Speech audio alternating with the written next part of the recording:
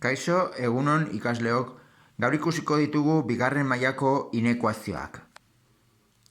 Bigarren mailako inekuazioek, ekuazioak bezala bigarren mailakoak, beti izango dute isa berbi monomio bat. Bai? Isa berbi duen monomio bat. Bai? Horregatik, bigarren mailako ekuazioekin bezala, dena pasa behar dugu eskubitik ezkerrera. Beraz, kasu honetan, daukagu isa berbi keniru, hiru isa hau bestaldera negatiboa, aldatzen diogu zeinua, eta plus bat hau bestaldera minus bat. Eta txikiago 0. Bai? Mantendu egiten dugu zeinu hau. Bale? Segitzen dugu, laburtzen dugu polinomio hau, daukagu isa berbi, minus hiru isa, eta minus hiru. Eta minus bat da minus lau. Beraz, orain, aplikatu behar dugu bigarren mailako formula, ekuazioen formula, bai? Isa berdin, minus b, hau da b, orduan aldatu zeinua, hiru, plus minus, erro, b berbi, b da minus hiru berbi bederatzi, ken lau, a da bat, bider c, bider minus lau, zati bi, bider a da bat, hau dakiko egiten. Hiru plus minus, erro, bederatzi, gogoratu biderketa lehenengoa, minus lau, bider bat, minus lau, bider minus lau, da plus amasei, zati bi, bider bat dela bi. Beraz, hiru plus minus, erro, bederatzi gehi amasei dela hogeita bost, horren erroa da bost, zati bi. Beraz, ditugu bi soluzio, hiru gehi bost, sortzi zati bi lau, eta hiru ken bost dela minus bi, zati bi, minus bat. Beraz, inekuazio hau ebasteko, egin behar deguna da lerro zuzena, bai, zenbaki errealen lerroa irudikatu, eta orain, atera ditugun bi erro hauek jarriko ditugu zuzenean. Minus bat eta lau, bai? Eta orduan, kasu honetan, egin behar deguna da, aztertu, eremu bakoitza ze zeinu izango duen. Hau da, lerro honetan hemen eremu hau hartuko dugu minus bat, baino txikiagoa den balio bat. Adibidez, minus bi.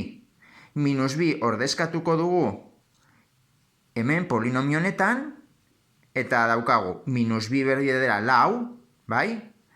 Keniru bider minus bi dela 6, 6 gehi lau dela amar, ken lau, 6. Zeinua, 6-ren, emaitzorren, zeinua da positiboa. Beraz, eremu honetan, edozein zenbaki hartuta eta hemen ordezkatuz beti izango da positiboa. Bai, zeinua, polinomionena. Polinomionen zenbakizko balioarena, bai? Hemen, minus bat eta lau artean, hartuko dugu errezena dena. 0. Ala ere, hartu daiteke bat, bi eta hiru, bai? Eta ordezkatuko dugu polinomio honetan. Orduan, 0 berbi da 0, ken hiru bider 0, 0, ken lau, minus lau. Orduan, minus lau, bere zeinua da minus. Hau da, polinomio honen zenbakizko balioa 0 ordezkatzen badugu, izango da minus. Bale? Eta eremu honetan gauza bera ingo genuke.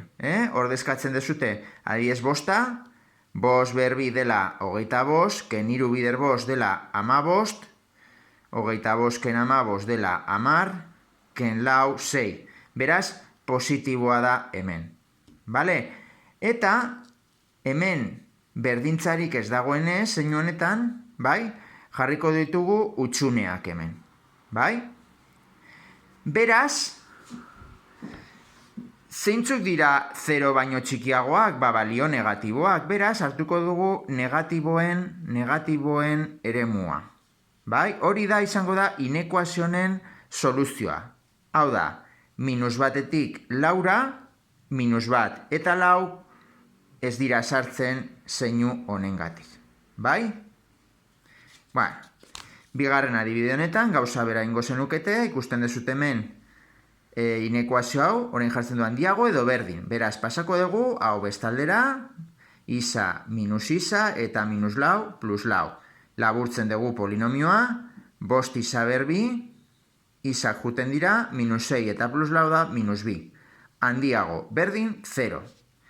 Beraz, aplikatuko dugu hemen ere bai, formula bikaina, bigarren mailako ekuazioen formula, isa berdin, minus b plus minus b berriken lau a c zati bi a, b da 0, plus minus, erro b berbi b da 0, 0 ken lau a dela bost eta c dela minus bi, bider minus bi, zati bi bider a dela bost. Bai?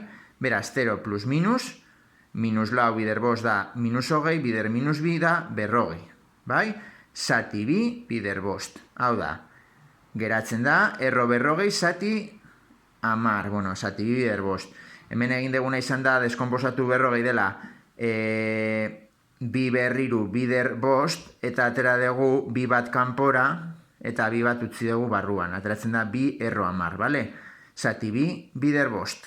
Orduan ateratzen da, simplifikatuz bi eta bi, erro amar zati bost. Bai? Orduan, bi erro hauek jartzen ditugu lerro zuzenean, lehen esan dugun bezala, eta orain aztertu behar ditugu eremuak. Hemen hartuko zenukete adibidez eremu honetan 0a, errezena delako, bi hauen artean 0a dago, ordezkatu hemen, bost bider 0 berbi 0 ken bi minus bi, beraz zati hau da negatibua. Hemen ordezkatzen dezute beste balio bat, nahi dezutena, ez dakit, adibidez hartu minus bost. Minus bost hartzen badezute, minus bost berri da hogeita bost, bider bost, egun da hogeita bost, ken bi, egun da hogeita iru positiboa. Bai? Hemen gauza bera, hartuko esan dute bosta adibidez, balio baina dio gaude bosta, bost berbi da hogeita bost, bider bost, egun da hogeita bost, ken bi, egun da hogeita iru, da positiboa. Bai? Beraz, nola hemen jartzen duen handiago berdin, horrezan nahi du, baliozkoak beteko da inekuazio hau, positiboa denean alderdi hau. Bai, orduan hartuko ditugu bi alderdi hauek. Hau eta hau. Hori nola dirazten da tarte bezala, minus infinitotik minus erro amar zati bostera, kortxetea jarri behar dugu hemen berdintza dagoelako, honekin balio du ere bai, betetzen da inekuazioa, eta erro amar zati bostetik infinitura, eta hau sartu egiten da ere bai, hemen jartzen dulako berdintza ere bai. Bale? Minus infinitu, minus erro amar zati bost, edo erro amar zati bost infinitura. Bale? Beste adibide bat hemen daukazute beste inekuazio bat, bi isa berbi handiago lau isa, beraz, ikuste dugu isa berbi dagola, bestaldera pasatzen dugu lau isa, hau da, positiboa bada, negatiboa bestaldera, handiago 0, hemen bi aukera daukazute, edo faktore komunatera, bi isa, orduan bi isa berbi zati bi isa dela isa, eta minus lau isa zati bi isa dela minus bi, bai? Faktorizatu dugu polinomio hau, handiago 0. Hemendik azkarragoa da, ala ere aplikatu dezakezute bigarren mailako formula, minus b, b da minus lau plus minus erro b berbi dela minus lau berbi da amasei, ken lau, bider bi, bider a barkatu, dela bi, bider c, hemen ez dagoelako aldagai askeri beraz, 0. Zati bi, bider a, bi bider bi, bale? Horren hemendik ateratzen da, minus lau da lau, plus minus erro amasei, ken 0 dela amasei, eta horren erroa da lau, zati lau. Beraz, bi erro ateratzen dira, edo soluzio, lau gehi lau sortzi, zati lau bi, eta lau ken lau 0, zati lau 0. Bale? Esan bezala, bi emaitza jartiko ditugu hemen 0 eta bi, eta hemen ikusten dezute errezagoa dela. Hemen noiz ematen du 0 polinomionek, hau 0 denean edo hau 0 denean. Hau da, hemen sartuz 0 bat izan, edo izan hemen sartuz bi bat. Azkarragoa litzateke faktorizatuz, bale? Orduan hemen, ikusten dezute, aztertzen dugu, adibidez hartuko dugu bat, balioa eta ordezkatuko dugu hemen. Lehenengoa da berreketa, goratu bat berbi dela bat bider bi, bai? Ken lau bider bat dela lau, bi ken lau minus bi. Beraz, polinomioen zenbakizko balioa bat denean da negatiboa. Beraz, eremu hau negatiboa da. Eta bestaldetan, adibidez minus bat jartzen badezute hemen, minus bat berbi da bat, bider bi, minus lau bider minus bat da lau gehi bi 6, positiboa eremu honetan. Bai? Hemen hartzen bazute irua, adibidez, bi baino handiagoa den balio bat irua adibidez. Hemen daukazute, bi berbi lau, bi derbi sortzi, barkatu, irua, iru berbi bederatzi, bider bi emezortzi, ken lau bider iru dela amabi, emezortzi ken amabi da 6, beraz positiboa alde batean. Nola jartzen duen handiagoa 0 izan behar duela, inekuazio hau, beraz baliozkoak izango dira positiboko eremuak. Minus infinitotik 0ra, edo bitik infinitora. 0 eta 2 ez dira sartzen utxunean jarri ditugu, hemen berdintzarik ez dagoelako. Bale? Ordan hori izango litzateke inekuazionen soluzioa. Bueno, hemen azkarragoa da, sartzen baezute balioak, 0 eta 2 artean hemen sartzen baezute. Azkarragoa kalkulatuko zenituzkete zenbakizko balioiek, bale? Baina, bueno. Eta azkenik daukagu, adibidez, ja faktorizatuta izaken bi bider izagegiru, txikiago berdin 0. Beraz, hemen zuzenean ez duzute garatu behar, ez duzute biderketa egin behar bi polinioen artean. Zergatik hemen, noiz ematen du 0 hau, edo hau 0 denean, edo hau 0 denean. Orduan hemen, lehenengo soluzioa da isa da bi, biken bi delako 0, 0 beder 0, eta hemen minus iru sartuz. Minus iru gehi iru delako 0. Bai, 0 bider 0, bai, 0. Beraz, soluzioak ekuazionena da bi eta minus iru. Jarriko duzue zuzenean, minus iru eta bi, eta lehen bezala. Minus iru eta biren artean hartuko dugu balio bat. Adibidez, 0a. Ordezkatu, 0 ken bi, hau da negatiboa, minus 0 gehi iru da positiboa, iru, beraz, minus bi bider iru da minus 6. Zati hau negatiboa.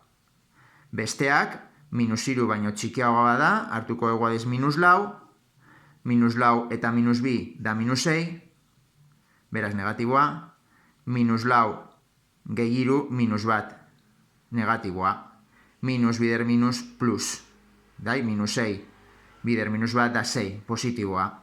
Beraz, alde honetan izango litzateke positiboa.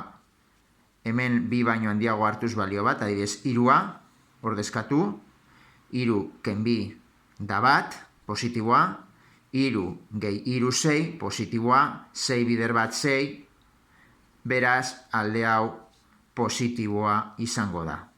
Bai? Nola jartzen duen txikiago berdin, horrek esan nahi du, inekuazio hau betako da, hemengo adierazpenak ematen duenean negatiboa, beraz hartuko dugu negatiboaren eremua. Soluzioa dira, minus irutik bira tarte moduan adierazita jarriko ditugu kortxeteak, edo bi puntu beltz, hemen berdintza bete egiten delako. Eta azkenik, ikusezazue gauza oso berezi bat. Beti hiru eremu ditugunean izango da plus, minus, plus, edo minus, plus, minus. Lehen ikusi dugun adibide, bueno, hemen ez dira atera, baina atera daiteke minus, plus, minus ere bai. Bale? Bueno, hau da, bigarren mailako inekuazioei buruz jakin behar dezutena.